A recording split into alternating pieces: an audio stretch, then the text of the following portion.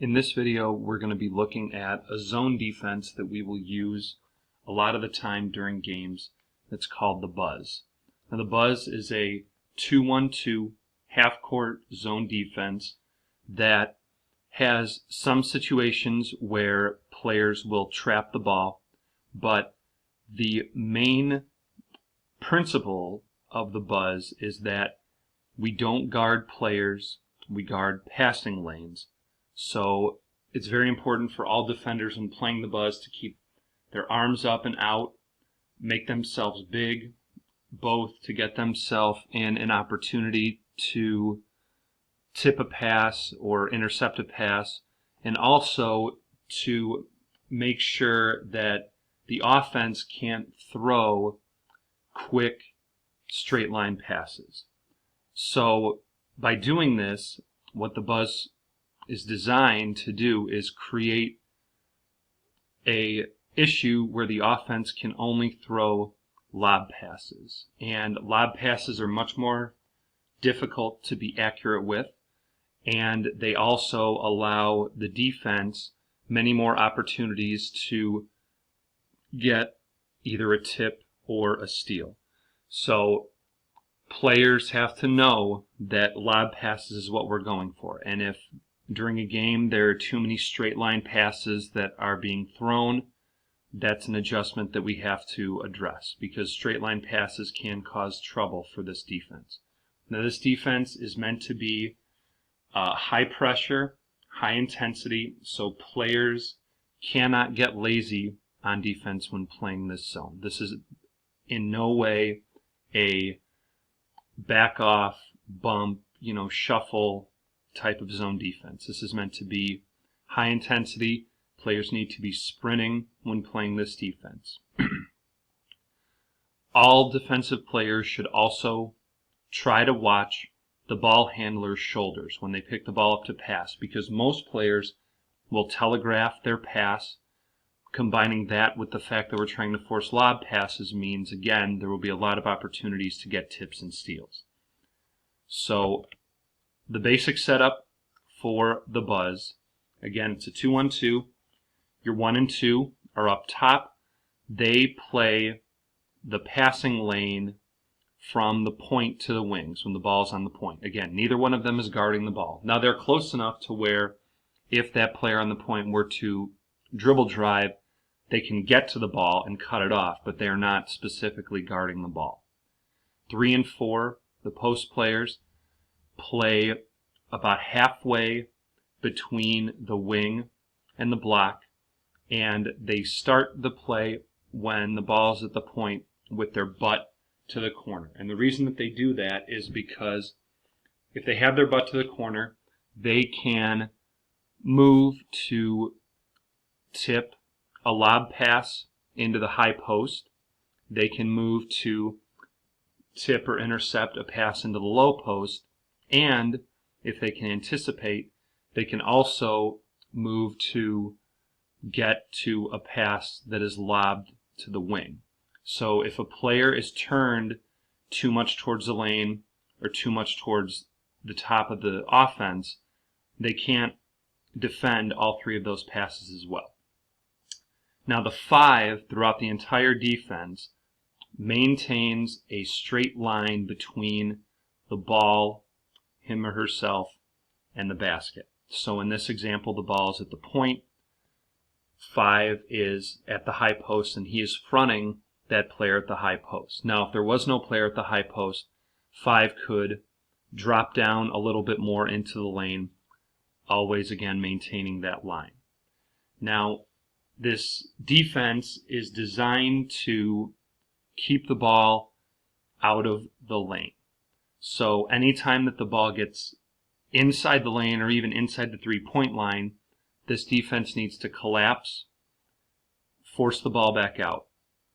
And as we go through, you'll see that each player in this defense has really only 3 or 4 spots on the floor that they're going to be playing depending on where the ball is. So it's very important for players to know that they need to be in their position when the ball is at the point, where they need to be when the ball is on the wing, if it goes to the corner, etc. And then by doing this, when players know their position based on where the ball is, as they get more comfortable with it, then they can sprint to their spot as soon as they see a pass go and beat the ball, or at least beat the offense to where the offense might be looking to work it in.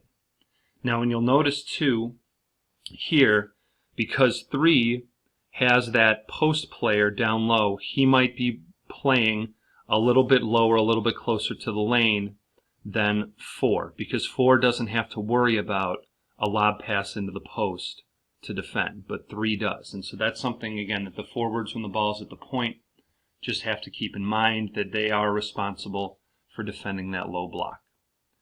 So an offense can put players in essentially 8 different spots on the floor against the Buzz. Now, obviously, there are slight variations, but the 8 spots that you can see, so the point, 2 wings, 2 corners, 2 low blocks, and the high post, are the 8 places that an offensive player could set up. And no matter where the ball is, a goal of the Buzz is to keep the ball out of the high post and the low post. So there's always going to be a player who is responsible for guarding those positions.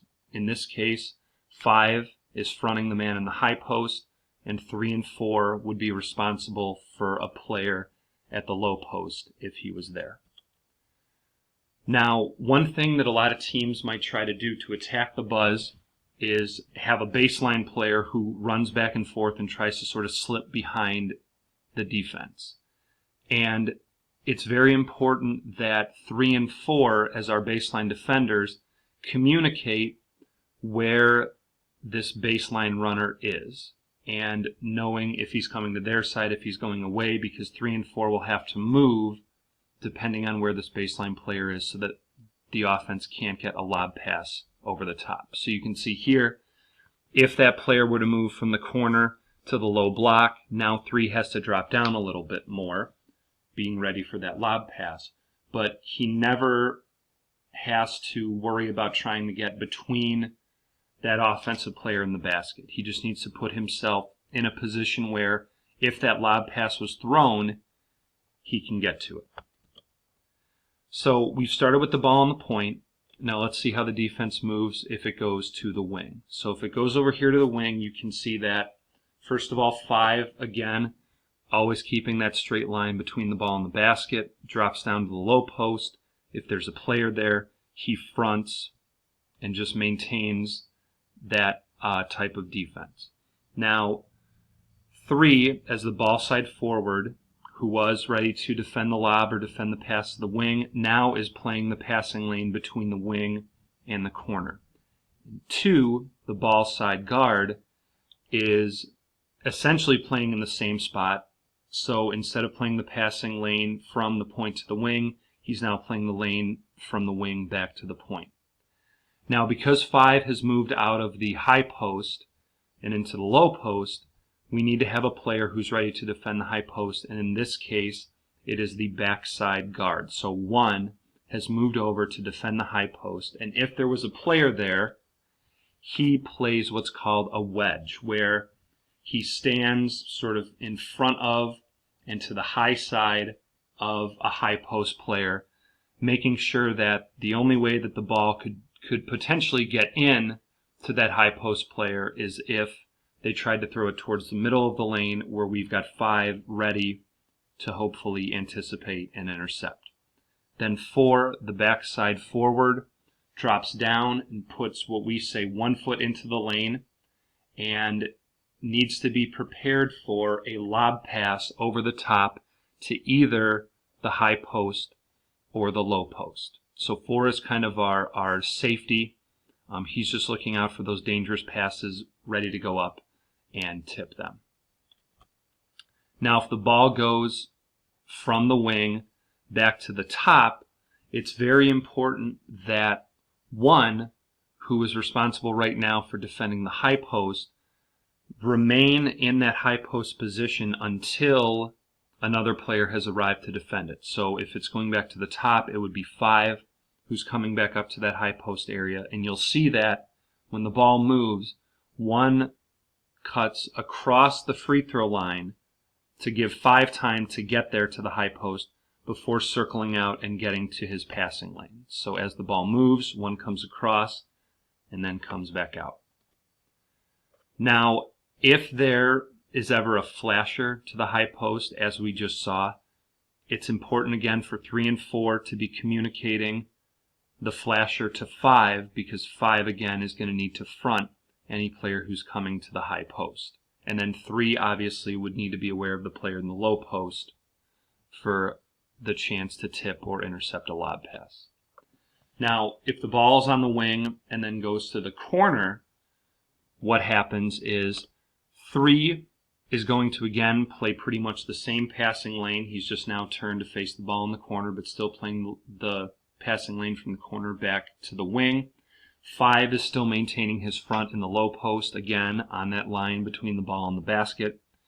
Now 1 has moved from the high post and dropped into the lane as a lane defender, and also is trying to anticipate perhaps a skip pass from the corner to the other wing, or even if he's a quick point guard, can anticipate a skip from the corner back up to the point and go get it and get a steal. So because 1 has moved down into the lane to protect the lane, it's 2's job to defend that high post. And again, if there was a high post player, he plays that same wedge that we talked about before. And 2 can also try to anticipate either a pass back to the wing or to the point. 4, instead of sort of straddling the lane line, takes another step or 2 into the lane, again is ready for that lob pass. And the reason for that is also because of what happens if the player in the corner tries to drive the ball. So if the player in the corner tries to drive the ball, or if it was a time where the player were to catch it more in the short corner than in the true corner, this is the time in our defense that we initiate a trap, and we call it fire. So as that player were to drive in, everyone's yelling fire, fire, fire. 3 and 5 are our trappers, and now 4, the reason that he had to take a step or 2 into the lane when the ball was entered into the corner is because it's now his responsibility to cover the low post and do what we call a 3/4 front from the baseline side. So it's not a true front, but he is not playing behind that post player. He's getting a hand up, preventing any pass coming on the baseline side into the low post. Instead, making sure that the only way that the ball could possibly try and get entered into the low post is if it was a lob pass towards the middle of the lane. And when we get to fire, 1 takes a step or 2 back down the lane to be ready for this lob pass. 2 maintains his same coverage of the high post. If there is no player at the high post, he also can take maybe a step or 2 down the lane, because again, whenever the ball gets inside the 3-point line, we're sort of clogging up the lane area and trying to force it back out. Now, 2 and 1 also need to be aware of the fact that when we are in fire, it is their responsibility to have the passes to 3 different offensive players. So they have a perfect opportunity to try and anticipate and intercept a long skip pass or a panicked pass that's coming out of the trap, because a lot of ball handlers, especially those that get it in the corner because it's not as likely to be a guard who's there, are going to see a trap come and do whatever they can to get the ball out as quickly as they can. And a lot of times these passes are high looping passes or out of control, and 1 and 2 can take advantage of that to anticipate and intercept. So in this video, we've gone through the basic setup of the buzz. We've gone through the different movements by the 5 players based on if the ball was at the point, the wing, or the corner. In the second half of our buzz video, we will look at how to defend skip passes, how to defend dribble penetration, and also what happens if the ball were to get into the lane, as well as reviewing again for what each player needs to do in playing the buzz.